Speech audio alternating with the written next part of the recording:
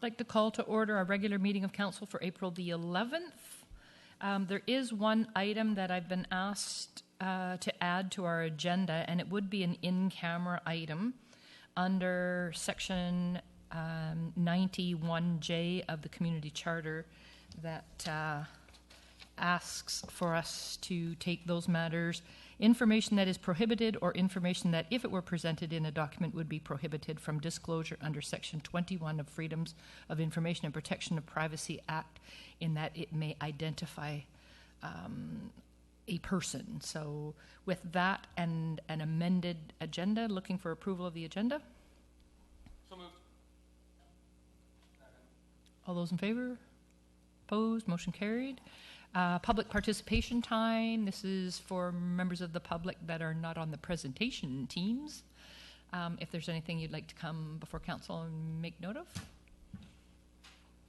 No, we're good. All right. Mayor's message.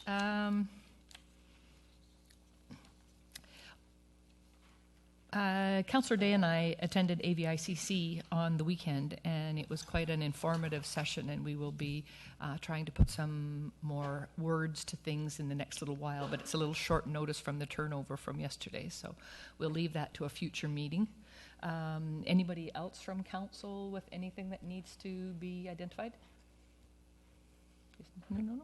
Then I'll go forward. Folks, April 5th, sadly, West Shore Community's RCMP officer, Constable Sarah Beckett, was killed in a car crash while on duty. On behalf of the City of Colwood, council and staff, we offer our heartfelt condolences to her family, friends, and colleagues. A regimental service will be held tomorrow at the Q Centre. It is expected that several thousand uniformed personnel will take part in a march up Souk Road to the Q Centre in her honor. Please be reminded that although the service does not begin until 2 p.m., Souk Road will be closed between the casino and Whale Road to all vehicular traffic starting at 11:30 in the morning. At this time, I'd also like to say thank you to those who have gone above and beyond in planning and providing equipment, labor, and other services for this service. RCMP Detachments and Municipal Forces, Office of Protocol, and as of this afternoon, we have become aware of the following organizations that have provided their services free of charge or at significantly reduced rates, which is appreciated beyond words. Island Tent and Events, Pacific Audio and Visual, Costco, Dodds Furniture, Colwood businesses along Island Highway that have been affected by road closures, BC Ferries, BC Transit, Coast Environmental, Wanda Fucasiners, Thrifty Foods Sobeys, Quality Foods, Pepsi Bottling Company, Cisco Foods, Fairway Market Colwood, Wilson's Transportation, West Shore Park and Rec, Department of National Defence, City of Langford staff, City of Colwood staff, including Public Works and Fire. Folks, there will be a primary viewing of the service available at West Hills Stadium, and they're asking for folks to be seated by 1:30 p.m. and there'll be a live feed access that we will look to post on our website when our communications officer is back in the morning. So with that, that concludes my mayor's message, and most of us will be in attendance tomorrow to the service. So. Item number 4, adoption of minutes. There are a few minutes to adopt. The regular meeting of council March the 29th, special meeting of council April 6th, and public hearing minutes March 22nd. Move adoption, Your Worship. Second. All those in favor? Opposed? Motion carried. Receipt, please, on a number of minutes. Cycling Advisory March 7th, Transportation and Public Infrastructure March 7th, and report of public hearing bylaw number 1613 March 22nd. So moved, moved. Move receipt. Thank you. Second. All those in favor? Opposed? Motion carried. First presentation this evening before us is from Miss Christina McLean and Jenny Byford from the Canadian Cancer Society, Yukon Division Re regarding Radon Testing Vancouver Island. There is a recommendation up for consideration that the City of Colwood provides support to the Canadian Cancer Society's 2016 Vancouver Island Radon Testing Project and awareness campaign by using various communication tools available to staff to inform Colwood residents of the project. We'll allow the ladies to make presentation. If you have questions, we'll take that after. Thank you. Your Worship, Mayor Hamilton. Selectmen and Council, good evening and thank you for having us here today. I'm Jenny Byford, Provincial Advocacy Lead with the Canadian Cancer Society BC and Yukon, and joining me here this evening is Christina McLean, Health Promotion Coordinator for Vancouver Island. In addition to our delegation this evening, I would like to wish Council and the City of Colwood a happy Daffodil Month this April. Christina has kindly brought along some daffodil pins for you. The province of BC recognizes Daffodil Month as a time to support those living with cancer, remember those who have passed, as well as make a commitment to research and prevention. This is why tonight's delegation is timely, as we are here to speak about a community-based research project, which findings we hope will influence cancer prevention. Our request this evening is to seek your support in communicating our radon testing project to the City of Colwood residents. Similar to community radon testing projects in other parts of BC, we are trying to provide more information on radon levels in coastal communities and to build awareness and knowledge capacity among homeowners to learn how to test for radon and what to do if they have high results. We are seeking your support in communicating the project through channels that are most appropriate to your community, and now we'll tell you a bit more about radon and about our project.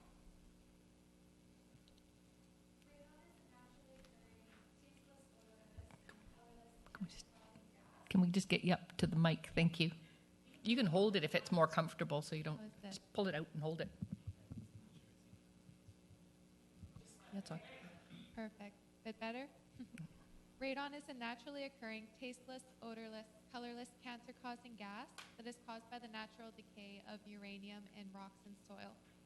Homes and buildings can draw in and concentrate radon gas, and living in a home with high levels of radon for many years increases a person's risk of developing lung cancer.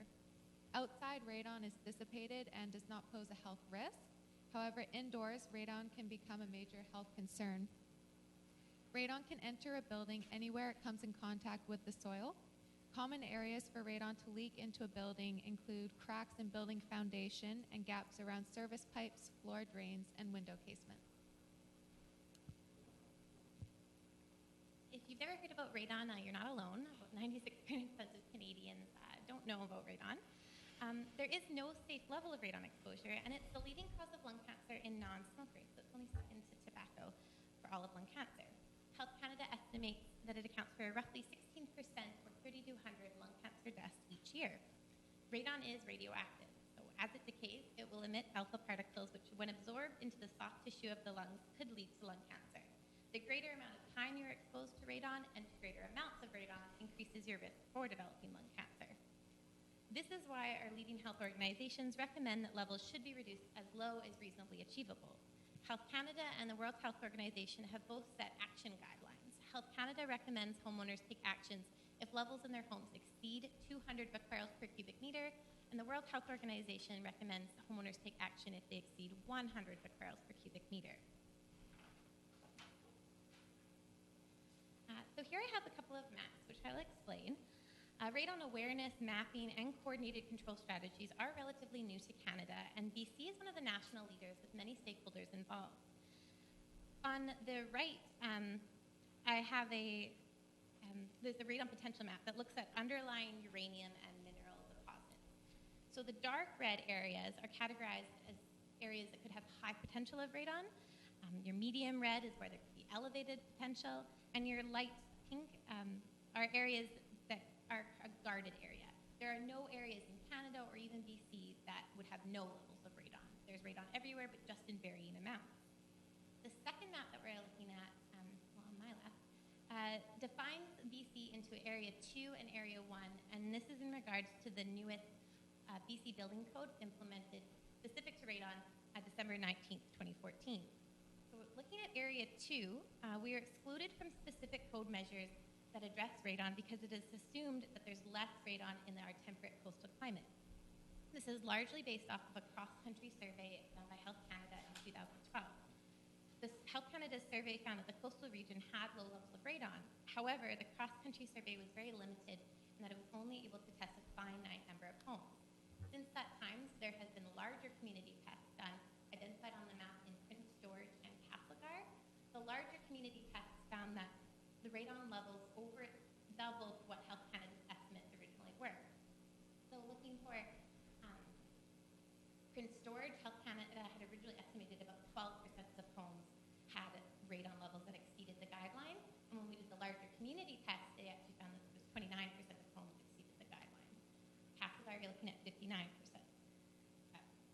community testings are reasons why we want to do more testing to find out what our levels are looking at in coastal communities. Since radon is invisible, odorless, and tasteless, there's no way to know if you're being exposed unless you test for it. Any home can have radon, and radon levels can fluctuate significantly between homes that are side by side. Therefore, the only way to know how much radon is present within a home is to test for it. This room has radon in it, but we don't know how much. It could be 4 becquerels, it could be 200. Radon is present everywhere in Canada in different amounts. As Jenny mentioned, geological maps of uranium deposits show that there's potential for elevated radon levels on Vancouver Island, although limited residential testing has been completed. Therefore, the Canadian Cancer Society wants to identify radon levels to determine if there is a need for greater community education, action, or policy. Due to the lack of targeted testing and education in coastal BC communities, the purpose of our project is to better understand actual radon exposure within these areas and to build knowledge capacity among homeowners to learn how to test for radon and to know what to do if they do have high levels. We're conducting a testing project in the communities of Gordon Head, Nanaimo, and Colwood, beginning September 2016 and ending February 2017. Our aim is to have the study results available by June 2017. Testing is recommended for 3 months during the winter season, November to February, when indoor radon levels tend to be higher. Therefore, we will distribute 3-month do-it-yourself test kits. Society staff and volunteers will distribute these to participants starting in September and October, and they'll be collected in February. Participants will be asked to deploy their test kits at the beginning of November and allow results to be collected for 3 months. We're looking for homeowners to voluntarily place a test kit in their homes. The test kits will be provided free of charge. All we ask is that participants fill out an associated survey and to not touch the test kits during the testing period. No personal information will be disclosed, and we're looking to share results by postal code or region. Up here we have an example of the do-it-yourself test kit that we would distribute to participants. And in regards to the testing process, indoor radon testing is completely safe. The test kit can sit on a shelf or hang from a ceiling and should not be a disturbance in the home. This diagram demonstrates where a test kit could be placed within a home. There are specific requirements where the kits should be placed, so we'll include an instruction sheet for participants. We believe that informing the public about health risks of radon exposure will allow residents to make informed decisions and take actions that could have a beneficial impact on their health. Our radon testing project is designed to increase public awareness of knowledge base of radon levels in the coastal portions of BC. So to reiterate our ask, we're looking for your support in communicating the project to City of Colwood residents through channels that are most appropriate to your community. Whether this be an advertisement in community newsletter, a posting on City of Colwood's website, or distributing information here at City Hall, we greatly appreciate your support. We now like to open it up for questions. Good, thank you. Members of council? Councillor Martin? Thank you. I've got several quick questions for you. So thank you, by the way. And I think it's wonderful that you're doing it in Colwood. So how would people register in Colwood if they do wish to participate? Have you got that far yet? And if they'd like to participate in the program? Yes. Yeah, they would have to contact Christina directly through email or by phone. So we have both had that set up, and we'd like to promote that. We'll have it on our website, but anywhere that you can post it as well, we'd appreciate it. Before we leave, we'll also hand out some handouts, which should be a draft of what the project looks like that homeowners can pick up or download if you're willing to put it on the website. That explains more about the project and what radon is. And are you ready to go now? Like if people wish to register now to participate, or is that okay, or do you want us to wait until? We would be good now. We'll officially start, we'll also be calling some residents later in the summer to try to increase participation, but if you would be willing to post now, we are ready to go with that. Then the one question I have for you that I worry about is people not wanting to participate because they're worried that they're going to get a negative result, which will affect their home value. So how how much of a fix is there if we do identify that there's a problem, and how do we alleviate that fear that it's still better to know than to risk having your house being worthless? It's a common fear, but it's unnecessary. All homes can be fixed, as what we learned from mitigators is in BC we haven't come across one that hasn't yet. One of the things that society has done in the last year is hosted BC's first in-person training programs for construction professionals to learn how to measure and mitigate radon levels. So we do have folks on the island who are trained in reducing radon levels. So there are options if people find high amounts. The cost of mitigating your house is not extravagant, similar to many other home renovations, and depending on your specific requirements and your house size, it can range, but it's typically around $3,500 to fix, so it's not disproportionate in comparison to other costs and when you're looking at long-term risk. But we would be happy to do that, as well as we'd be looking at hosting a public forum, either partway through the testing or upon final completion, in which we will have a mitigator on site, so those who have high results can either webcast in or come and attend in person and ask questions there. So we would be looking to support homeowners afterwards and follow up with those who did have high results. Yeah, we've got Councillor Logan and then Nault. Thank you, Madam Chair. Just a couple of quick questions. Are you looking for representation from different parts of Colwood, and are you looking at for representation of homes that are on different surfaces, like gravel versus rock versus clay, that sort of deal, to get a broad perspective? Well, that would be very nice. We don't quite have the funding to do a really large in-depth study like that. So for the city of Colwood, we don't have those specific requirements, and it really is based on voluntary participation. So while it won't be it's a very representative in that way of all the different soil types, which would be ideal, it'll give us an indication if there could be higher results and hopefully prompt further investment from the province testing. So it's just kind of a first step test as indication, and we're looking to test different parts of the island. Thank you. Councillor Nault? Very interesting. Are you going to be looking to be testing public buildings such as schools, hospitals, retirement homes? That would be ideal. We're not a part of this project. However, CARES Canada, they're a research body, just put together a report, and it's due for release, for public release in a couple months, that evaluated testing that has been done in BC schools.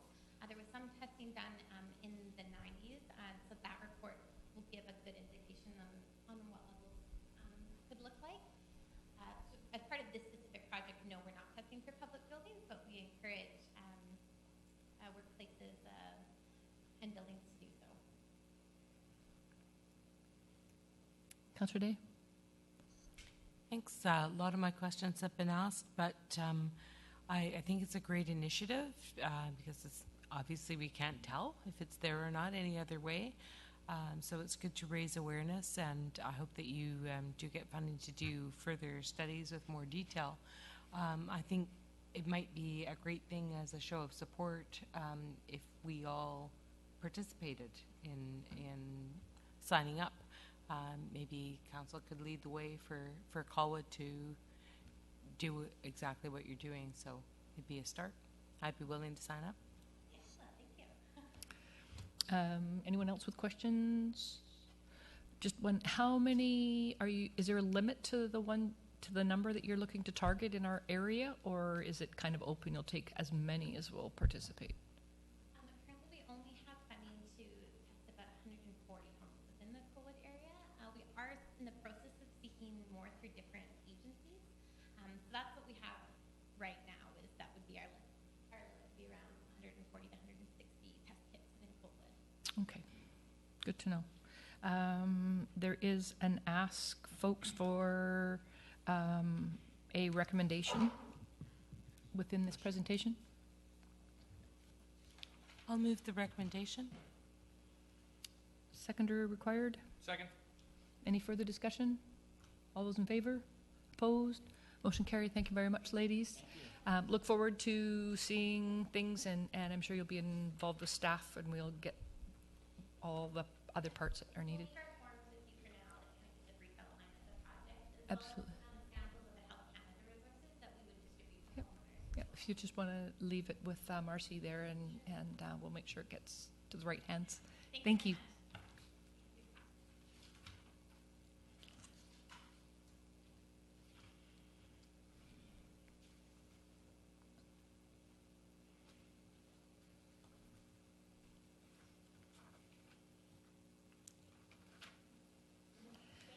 Thank you very much. Second presentation before us is from Graeme Bethell, President of Pivotal IRM, in around the request for expression of support.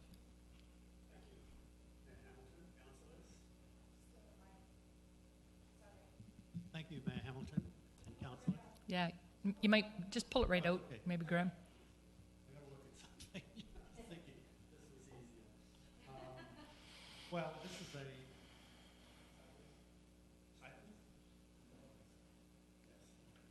This is a follow-on formal presentation from my delivery here on Friday. Nothing new. So essentially it comes out of the formation of a technical oversight panel and the Integrated Resource Management Task Force created by the Core Area and CRD Board, respectively, with the directive to do a pilot demonstration on sludge disposal through gasification. And at that time, originally, Sanet's Peninsula Wastewater Treatment Plant was targeted as the ideal location, but Langford also has a site that is zoned and set up for gasification. Now, in conjunction with that, or overlapping with that, we have an opportunity that we are presenting writing a proposal to a grant program that is coming out through Alberta, but includes both the federal government and the government of Alberta under their CCEMC program, which is Climate Control Environmental Management Committee. And that program is also for biomass gasification, principally with MSW and sewage sludge. So very quickly, gasification is not incineration. It's it requires biomass or carbonic materials with steam under high temperatures to produce a synthesis gas, primarily comprised of hydrogen and carbon monoxide. But there will be a percentage of carbon dioxide that goes with that. Our particular units come in 11 tons per day systems that produce 500 kilowatts of electricity and approximately 790 kilowatts of heat. The process incorporates an integrated gas cleanup system. We test these sludges and any materials going into the gasifier prior to use, determine what their chemical characteristics are, and make sure that we have a gas cleanup system that addresses those components. And primarily the kinds of things we find are sulfur, chlorine, and ammonia to some degree. And so we have acid cleanup required, we have the chlorine removal required, and of course sulfur dioxide or sulfur removal. Once that gas is cleaned up, the emissions, the syngas passes on to a gas generator to produce electricity. And that gas generator burns just like natural gas does. In fact, the synthesis gas burns a little cleaner than natural gas.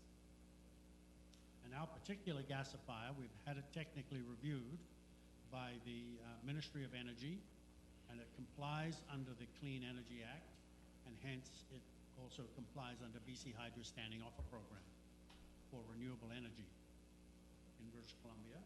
The technology is well supported. It's been in existence since around 2000. 2001, the first plant was built in Gussing, Austria. But since then, a number of plants have been built, all under private operation, and all are standalone business ventures.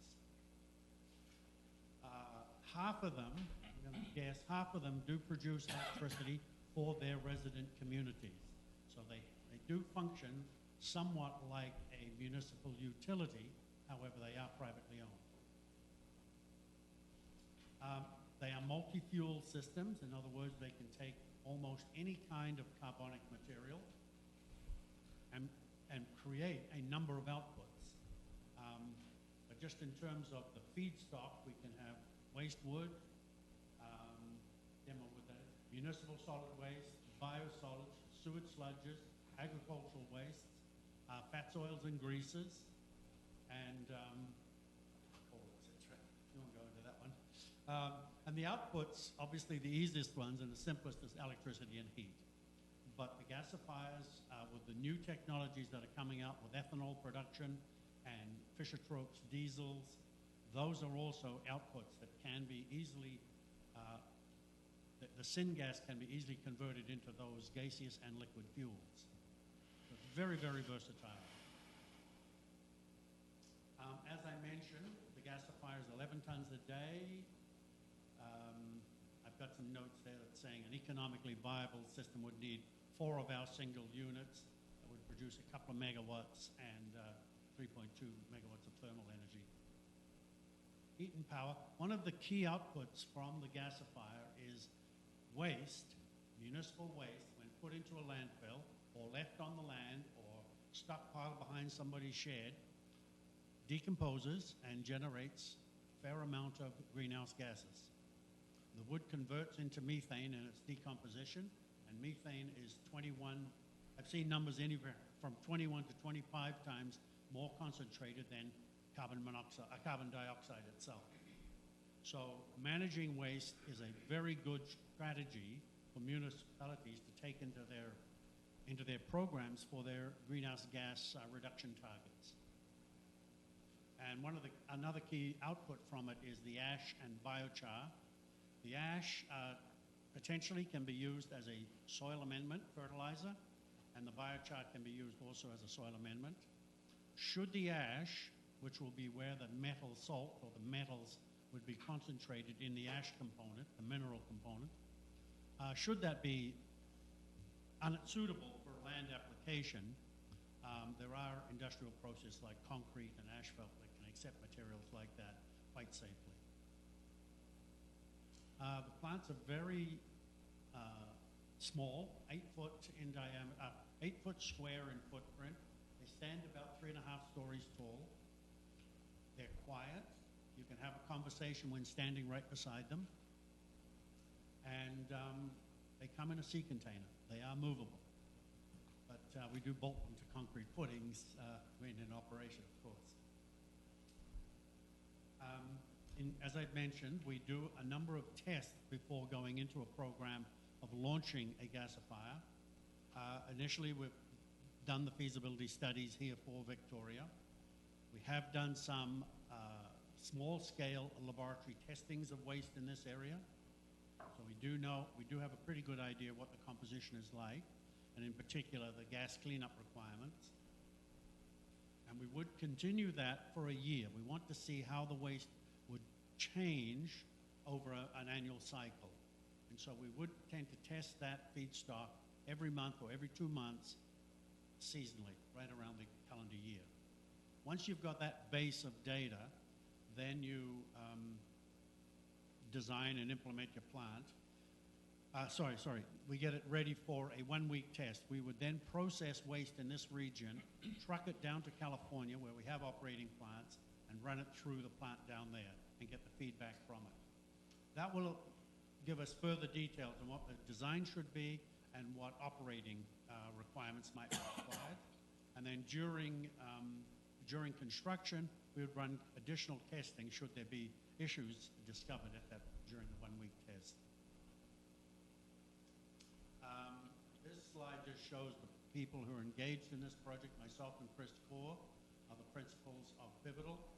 We have strategic partners in California through West Biofuels, and we are linked in very closely with the University of California in San Diego and in Davis, and at the Technical University of Vienna. It gives us an incredible technical background to these gasifiers. And locally, the partners that we have spoken to and are partnering up with us is Napa Projects, United Engineering out of Sydney would be a manufacturer of certain components. We've spoken to CORRESPONDENCE about being the operator of the plant, and we have a number of other engineers and architects who would support us in this program. And as mentioned, we are seeking a letter of support to do this demonstration project. And at this point in time, I cannot say where exactly we would locate it, but because it's funded by both the federal government and the government of Alberta, the project can be located anywhere in Canada, provided they have application for the province of Alberta, which ours does. And that is the end of my presentation. If you have any questions, I'd be very well Thank you. to answer them for you. Thank you very much. I'll open it to council for any further questions. Councillor Day? I was just curious, pardon me, after your last presentation, are there any different statutes or the word regulations that you would have to meet in BC that would be different than Alberta, for example? Well, in BC, there are no regulations pertaining to gasification. The closest regulations would be pertain to incineration of waste. But because this is not an incineration process, it'd be very difficult to really see how that would work. We have, as I've said, we have taken this technology to the Ministry of Environment. They've looked at it, they've talked to us, and they don't see problems with it. I presume it would follow a course very similar to the gasifier that was regulated and permitted down at Dockside Green, and that was just on a case basis. The ministry evaluated it and gave it an operating permit. Okay. And I don't know if you'd know it, but I would assume that a gasifier would have greenhouse gas emissions. It does have a small amount, yes. About Yeah. 15% of the emissions are CO2. Okay. And so I think the regulations are just really about reporting at that stage. Pardon? The Ministry of Environment would require you to report that number? Okay, yes. Yeah. Yes, I presume. Thank you. Okay, thanks. Any other questions? There is a recommendation that has been placed here in this item, but I would suggest that there be a moderate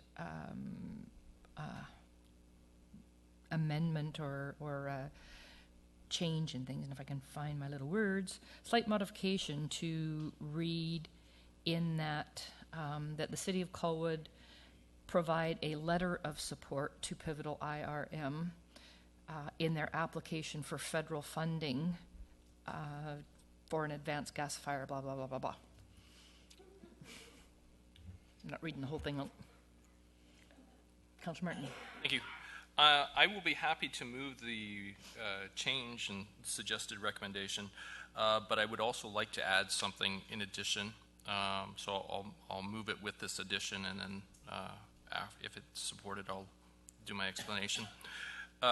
So basically, exactly the way it reads, the way the mayor has described it, and council endorse all CRD host communities supporting a joint emission standards committee regarding gasification plants within the CRD. Read that one again. Sure. And council endorse all CRD host communities supporting a joint emissions standards committee regarding gasification plants within the CRD. And if anybody seconds it, then I'll explain the reason why. If not, then it'll just die. I'll second it for discussion. May I explain? Thank you. The reason I'm and I realize it does say that in the original motion as well, that there's a meaningful consultation, but I think it's important that we actually have a mechanism within the City of Colwood to actually have some input on the air quality or air shed quality. Councillor Day actually moved or sent me an email just 5 or 10 minutes ago regarding the CRD, and that the CRD in 2010 had that the Environmental Sustainability Committee support the discontinuation of regional air quality monitoring. So the CRD is no longer monitoring within the CRD, and Councillor Day also forwarded to me an email that it falls under the preview, I think that's the correct word, thank you, under VHA. But I do, that does not empower the council to have actually any input in regarding air quality standards within our own community. So hence the reason I added the second line to that. Councillor Day? Thanks. Working on the fly, as it were, just with the concerns for air quality. It does fall under the Ministry of Environment and Vancouver Island Health Authority, and they do have a plan for the island where they are working together, and their topics discuss, you know, collaboration between all levels of government in that, recognizing that we do share the air. I just am concerned with your wording in the motion that we're trying to create something that doesn't exist yet. Well, it's just endorsing it. So I'm not saying that. It's just sort of. Yeah, I need to listen to a bit of this because I'm a little bit on the side of Councillor Day in that I understand where you're coming from with this, but I think we're a little bit farther. The purpose right now is whether or not we're going to support the initiative of the funding. And what you're talking of, I think, comes into that next.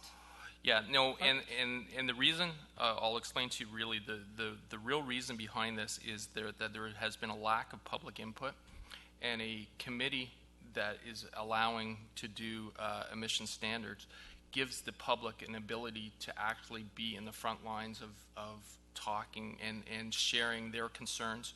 My concern is if I endorse this tonight and the public has no ability to, other than go to the Ministry of Environment and make things happen, which becomes incredibly difficult. So I would prefer that we keep this on the ground and have the ability for local residents to actually have input within their community. I understand that I'm not asking that it be created, but it's conditional on if we're supporting this in our community. I'm personally not supportive of moving forward with this unless the citizens of Colwood have the ability down the road to actually have their say on emission standards within their airshed quality. So that's where I'm coming from with this. Councillor Logan? Thank you, Madam Chair.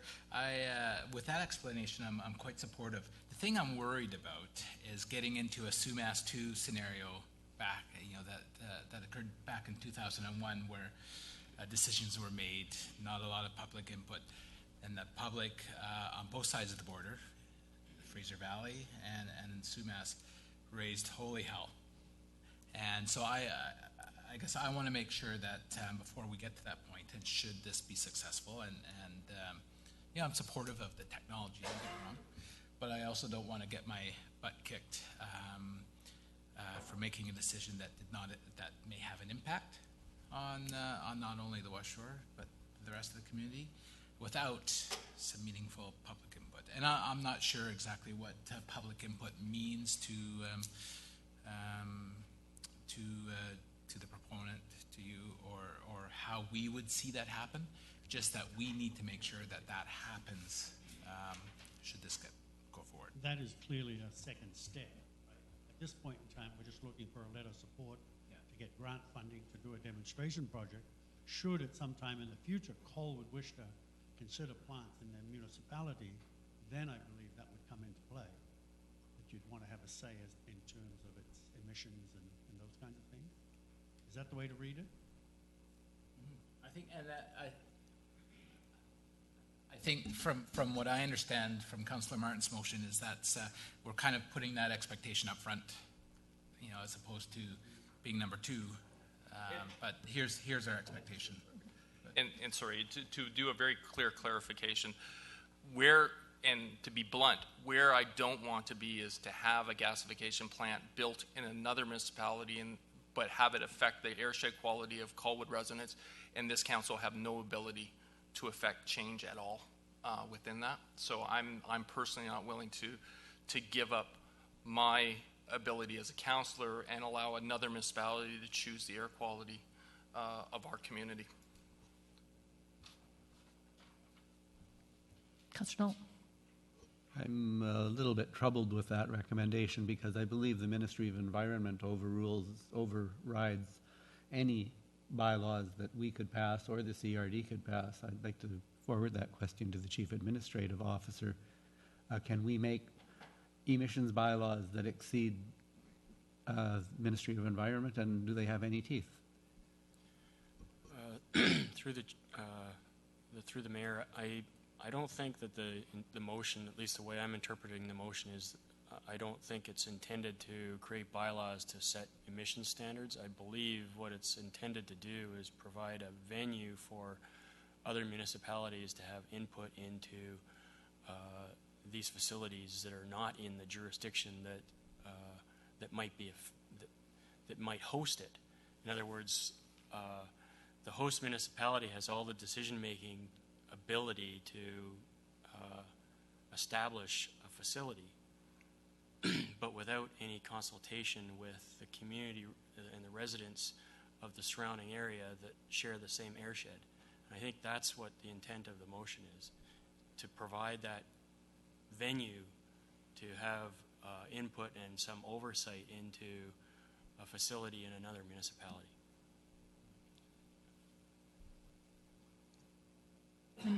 Any further? Councillor Day? Just a quick question, if I may, to the proponent. There's I forget how many, maybe 10 gasification sites listed in your brochure that you brought at your last presentation. Have any of those plants had air quality issues? Not to my knowledge. And 2 of them are permitted under the California airshed.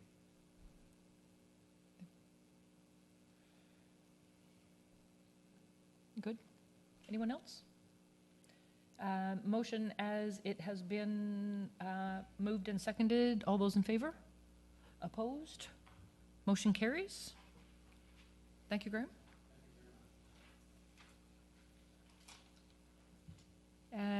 Moving ahead to item number 6.1, Transportation and Public Infrastructure. Recommendation accelerating the electrification of transportation sector. Councillor Nault.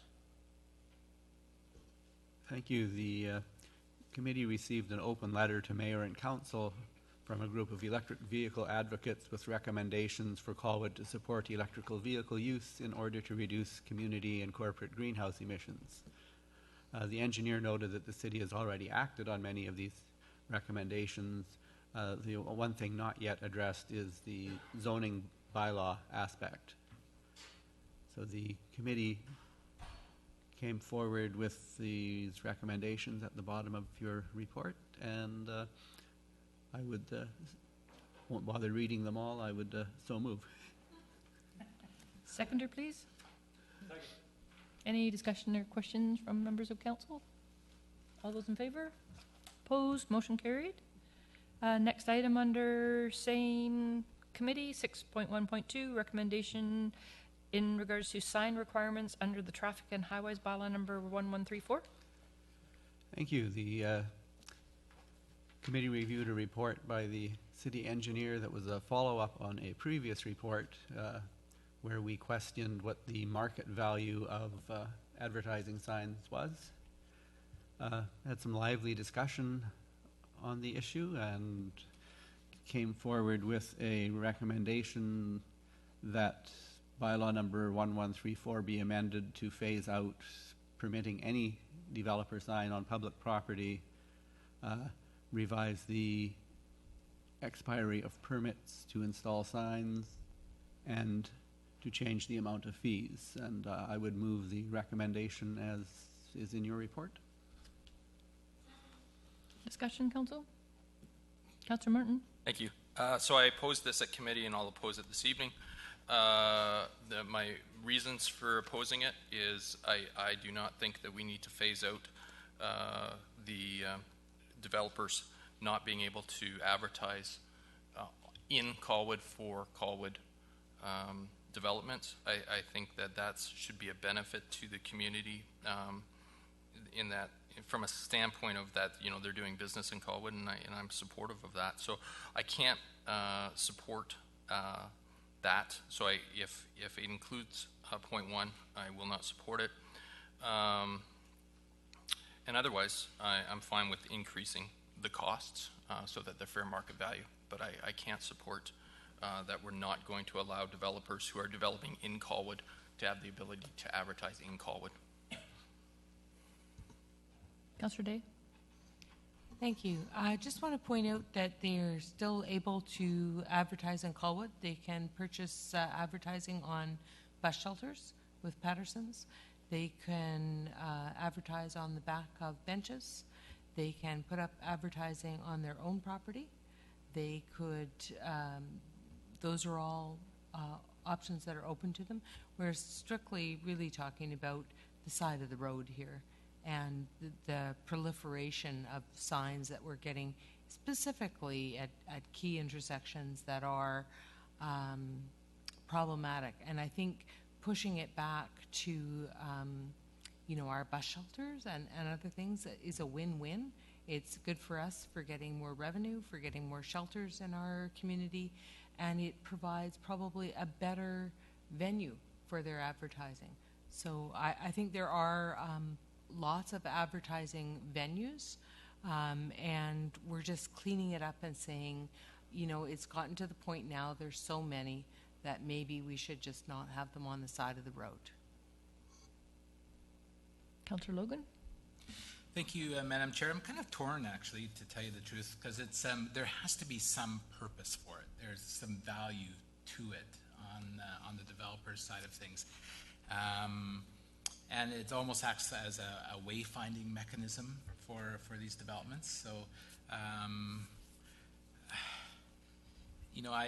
I almost think that it may be to our benefit to have that advertising out there so they can sell their properties quickly and then get them down and move on. I'm leery of phasing them out completely. Certainly in terms of expiry times of permits and having a reevaluation, absolutely makes sense. And looking at the fees, fee increase makes sense. But phasing out just when we're really starting to get going, and we want to encourage people and show people. For instance, Ocean Grove, it directs people right down to the lagoon, to the Colwood waterfront. It serves a dual purpose, and I think it might be a step back. Not to say I don't understand where the committee's coming from, because I do appreciate that, but I'm not sure that we're at that point quite yet to say no more. Thanks. Councillor Martin? Sorry. Thank you. And I just want to make a point to this council. That if this motion is passed, the number 1 section will basically veto what we passed at last council, allowing Royal Bay to actually put up their welcome to Colwood signs or welcome to Royal Bay signs. So basically that sign will get built. They have 1 year. It'll come up for renewal, and that renewal will be refused because we're phasing out all developer signs. So I think I would want this council to be very clear that there are some significant ramifications by moving this. Any Councillor Knoll? I have no problem with that. Everybody else puts up a sign for 1 year and has to renew their application. Royal Bay should have to do the same, and if at that point council has decided we're not doing any more advertising signs, I don't have a problem with that. I would point out, too, that the proposed fee increase doesn't bring us anywhere near market rate for signs. Currently, we charge $19.83 for a 2x6 sign per month. Creative Outdoor charges $109. If we were going to continue, I would insist that we move at least into that range. That might solve some of the problems with the superabundance of advertising signs. I don't know if you people have driven by VMP and Souk lately, but it's a bloody eyesore. So I will fully support us phasing out advertising signs on city property, and I'd love to do it with election signs as well, but apparently that is beyond our powers. Anybody else? Councillor Trace? I have to say that I'm in favor of having the signs to a certain extent because it promotes our economic development and it brings the attention to Colwood. Councillor Chung? For the most part, I agree with everything. Just number one, I'm also on the fence about. I would like to see eventually a phase out. However, I don't think now is the right time. Where I feel at a point where we have to try to encourage economic development, and everything we do is, trying to promote ourselves. And that one sign could be the very difference that someone buys in Colwood versus View Royal. So at this point, I think that I would not support the phase out, but support the rest.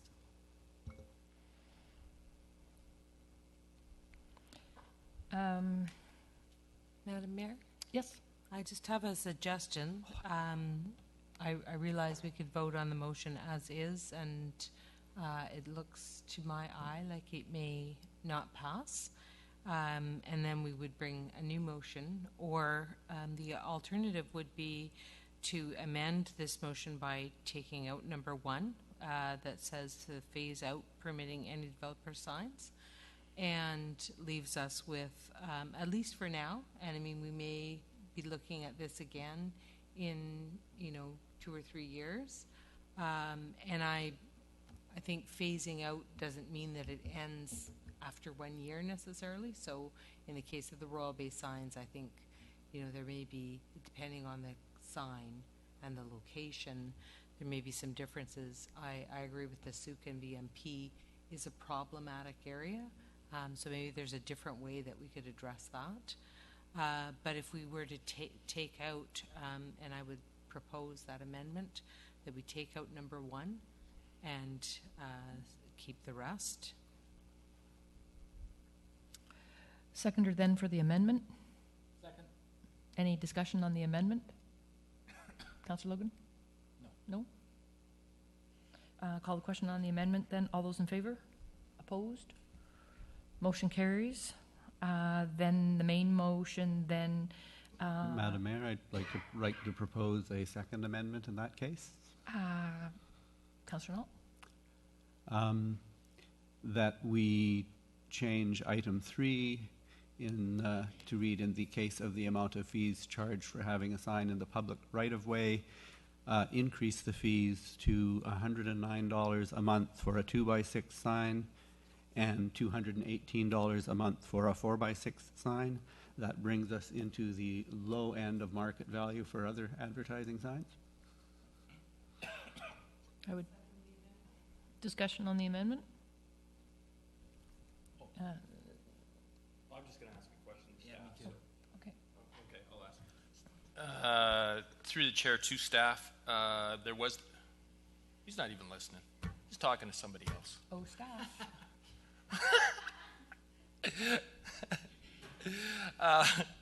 Staff, I don't recall the reasoning or rationale for the 15%, and maybe you could explain that, because I don't remember it from the TPI meeting. The rationale, whether or not it was properly explained in the report, I can't say at this moment, but the rationale behind that was that it does eventually get you up to market rate without imposing too sudden a change on the developers. 15%, it may not be a big rise, but 15 for 3 years is virtually a 50% rise. So that's a pretty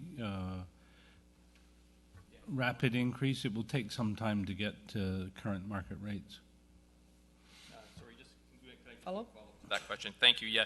No, you know what? As you were saying that, I completely remember that. The whole rationale was that it was a ramp up to market value up to 2020. So that's why. And it actually says that in the thing, and I didn't read it. Councillor Logan? Thank you, Your Worship. Just trying to understand where that $109 a month figure comes from. I'm wanting to compare apples to apples. I believe that figure includes some servicing from those that maintain bus shelters and signs and stuff like that, lighting, that sort of jazz, as opposed to just a billboard sign that's stuck on a corner that is not maintained by anybody but the developer. So I'm just wanting to make sure that we're comparing similar services for the rates that are proposed. Your Worship, the business of comparing what you're getting for the various rates is complicated by in-kind services provided and how much work is involved for the various agencies, whether it be Creative Outdoor, Pattison, or ourselves. For instance, Pattison and Creative have to go out and drum up business. We don't.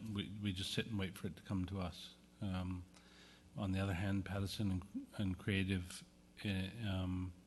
provide us with a service that's quite valuable, certainly with the bus shelters anyway. So the report tries to deal with that at length, and it's very hard to come to a firm conclusion because it depends how you price all these things.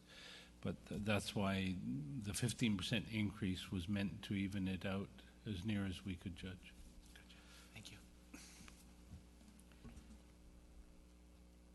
And I'm trying to bounce between the two reports. So to be clear, that these are monthly fees that they're paying versus annual fees?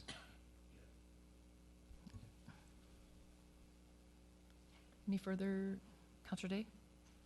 I'd just like to say that I would like to not take away, the opportunity for advertising economic development in Colwood, but I would like their first choice to be someone like Pattison or Creative, because I feel it provides a better benefit and a more acceptable manner to the city of Colwood. And so I think if our rates are lower than theirs, that is sending the wrong message. That is saying, pick me first. And I want them to pick Creative and Pattison first, because I want bus shelters and I want benches and I want orderly roadsides. Now, if they really need that sign on that corner in order to get their customer to their place, then it's worth the money. And in which case, I'm trying to meet them halfway. And I recognize that it's a big change, but I would really like to see us send that message very clearly out there, that the best way to advertise in Colwood is on our bus shelters and our benches. And if you really need it somewhere else, then we'll consider it.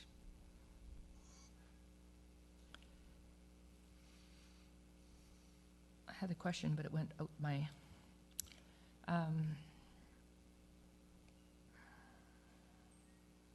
any other questions or whatever on there?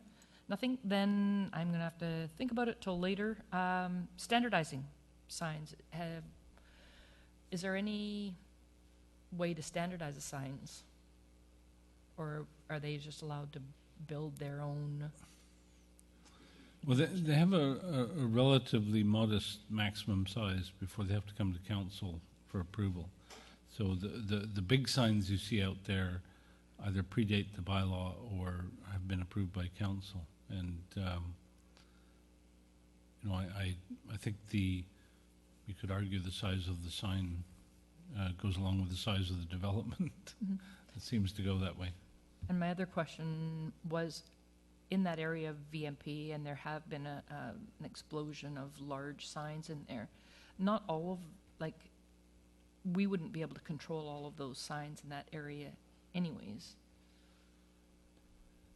We can only control the ones that are on municipally controlled boulevard, nothing on a highways boulevard. Yeah. But I'm not sure highways would permit any signs on their boulevard. I would be surprised if any of them are on boulevard that highways considers as theirs. I'm just wanting to make sure that we're, kind of aligning together so it's not pitting one area off against the other. Then call the question on the added amendment to what we have before us. And Councillor Nault, can you just read it for clarification again, please? Reread the... Your added. The addition was to change, I'm sorry, I'm in the wrong report now, I went back to transportation. I'm in the wrong spot too. 1 second. Yes, it was in the case of fees to be charged for having a sign in a public right-of-way, that Call would increase its fees to $109 per month for a 2x6 sign and $218 per month for a 4x6 sign. All those in favor? Opposed?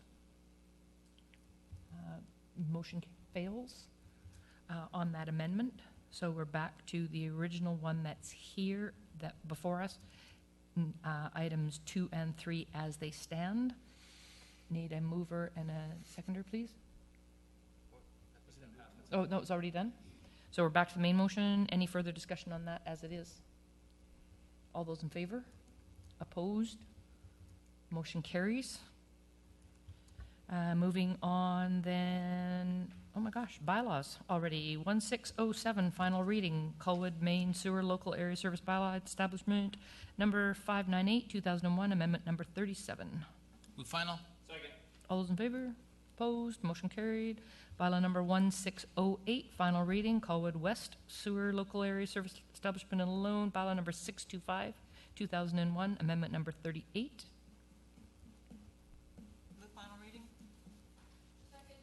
All those in favor? Opposed? Motion carried. 7.3, bylaw number 1613, third and final readings. Colwood Land Use bylaw number 1989, amendment number 152. Miscellaneous bylaw number 1613.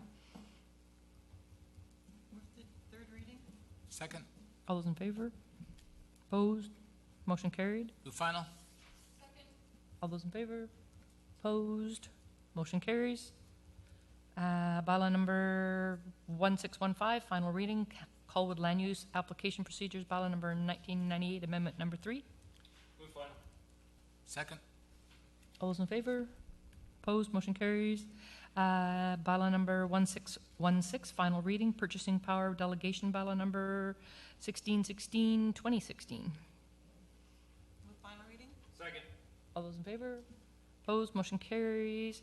Bylaw number 1617, final reading, business bylaw number 1617, 2016. Second. All those in favor? Opposed? Motion carried. And the final bylaw before us, 1618, memorandum and bylaw, first, second, and third readings for our 5-year financial plan. Move introduction. Second. All those in favor? Oh. Opposed?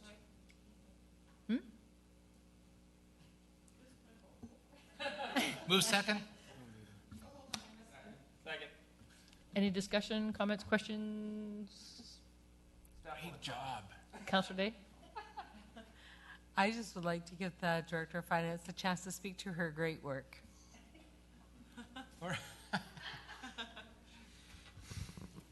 Basically, thank you, Councillor Day, through the Mayor. This is before you, as is our annual practice, and I actually wanted to say thank you to everyone who has contributed to this. Council has managed, we stuck to our schedule, which we laid out, our timelines. Staff did put in a lot of time, but it's before you this evening, and I'm very pleased this year. I think that we've made some very good decisions in here in terms of the amount of items that are going to be covered. 3.5% tax increase will buy us many millions of dollars of asset purchases, including a late addition, which was to move the Lagoon sewer pump station. And there were a number of other items that we've been able to accommodate that were not initially in there, special projects. And this year, I think we're refining the process so that it is as clear and as transparent as I can make it to council. So I'd like to thank all of you. Thank you very much. Councillor Day. I just wanted to follow up by saying that I guess because it was the last day, I can still remember it from AVSCC, but there was a lively discussion with two presenters about asset management and the importance of the asset planning process and the incredible amount of work that has to be done in order to evaluate what you've got, what it's going to need, how long it's going to last, when you're going to use it up. And I think that that is a very undervalued part of the work of what the city has to do. So I thank you for struggling with all those many envelopes and keeping it all straight. Thank you. Call the question on second reading. All those in favor? Opposed? Motion carried. All those in favor? Opposed? Motion carries. Motion to move in camera. To move. All those in favor? Opposed? Motion carried. Let's shut off the mics. Ta-da.